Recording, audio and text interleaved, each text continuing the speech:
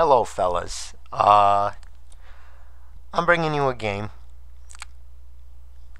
You'll see what map it's on. If you don't know what map's it on, I don't know what to say to you. But the two players you may not know. We have Huck here, and we have Nestea over here. Now, if you don't know who these two people are, let me help you. Let me help you. Nestea, he's a cool dude. He plays Zerg. I'm not sure if you could tell, but this is creep, and these are drones, and that's a hatchery, and this is larvae and eggs. That usually that's how you identify a Zerg player. Nestea, he won GSL 2, so I don't know if that's common knowledge, but he's pretty much of a badass. Like, he just has to be. Like, it's not his fault if he's a badass. Oh, here we have Huck, who's an American Protoss player. Oh yeah, patriotic Protoss patriot of America. He's Protoss. And he's Huck. If you don't know Huck, he's been winning all sorts of stuff. Oh, I can't even think of what. No, whatever. Anyway, let's get to the game. It's Lost Temple. I mean, if you played StarCraft, it's Lost Temple. And this is pretty weird. He sent his Overlord this way. Which, you know what? That's not a bad idea. If you send it this way, the Protoss is going to know. He's going to block your hatchery the second he sees it, which is obnoxious. And it happens all the time. And I think, whoa, Forge. Alright, this is pretty common nowadays. It's pretty recent. What they do, this is kind of weird, is they put Forge and then, is it Gateway now? I don't think they put a cannon directly. They want to put the Gateway up to block with the Zealot.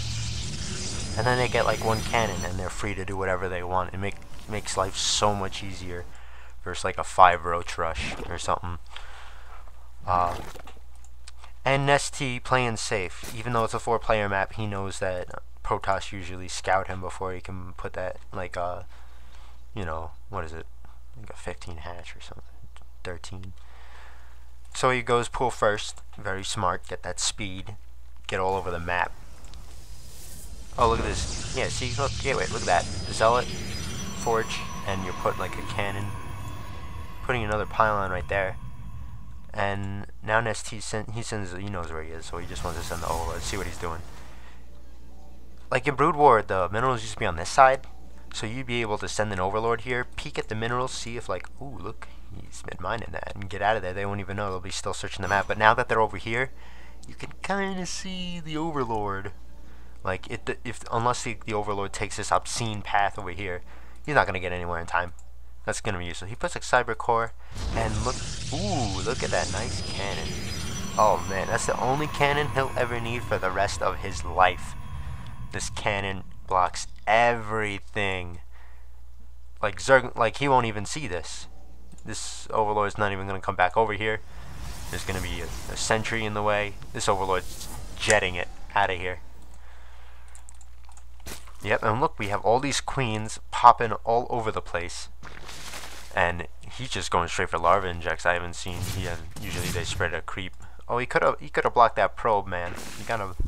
You do not want Protoss to scout you, because scouting is like, that's a free win. If they never scout you, you can do whatever you want. So wow, delicious. Takes that expansion.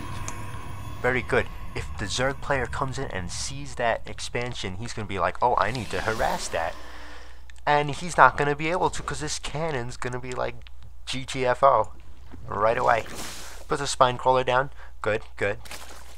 He did see the Forge first, but one spine crawler, like a Zealot, comes in and you only have like 2 Zerglings, and then all of a sudden you panic and make 10 more Zerglings. It's obnoxious. And alright, so he should see that cannon up there, and then he sees this expansion going on. He's like, alright, maybe I gotta harass this. He already has a roach horn coming down. He's gonna do a little something with these roaches. He's gonna probably, after he gets like a little, you know, some money up, you know.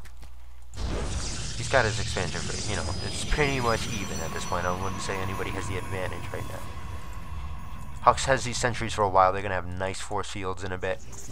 Like 2 each, so he's going to be fine. For the most part, he should start. He's putting the gateways down now. He should be cranking out unit. Oh, Jesus. Lord Almighty. There are roaches popping like nobody's business. We're going to see some heavy stuff coming out. Oh, and Huck's looking for this upgrade. He's gonna shove that upgrade out there. And oh dear God, Huck, I would not be pushing out after he scouted that expansion.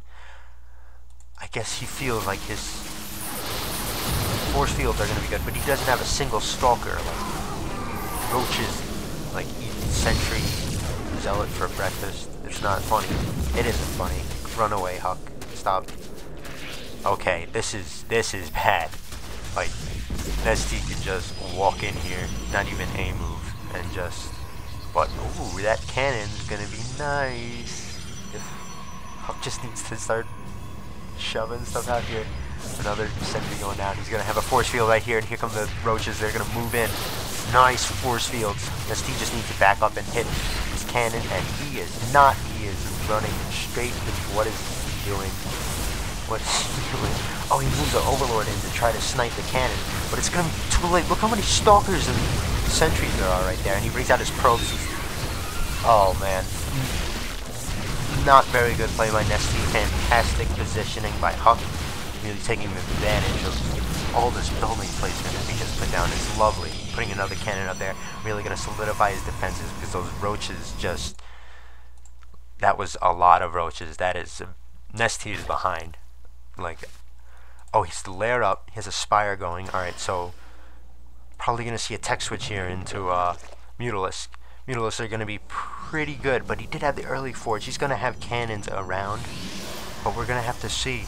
He just got that observer up. I think he's timing it just right. If this spire gets up and he has the mutas coming, he can get in there before cannons get put here that Huck sees is coming. It depends. Oh, and this observer is not heading straight for the main. He is heading for this position, so he wants to scout to see if more roaches are coming. If Nestea's like, alright, screw it, let me see if I can kill this guy right here, right now. But obviously we see Nestea, he's not doing that. He's going Mutalisks. And that's going to be trouble. Oh, and we have an Overseer here. Very good. Very good. And we have some sentry stalkers running around. Well, these zerglings are quite annoying. But whatever.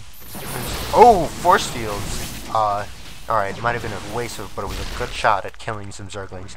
That would have been forcing Nestea to make, with his larva, that he wants to commit to Mutalisks and drones. Look, 5 drones. Oh man, he wants to commit. He doesn't want to make any more zerglings.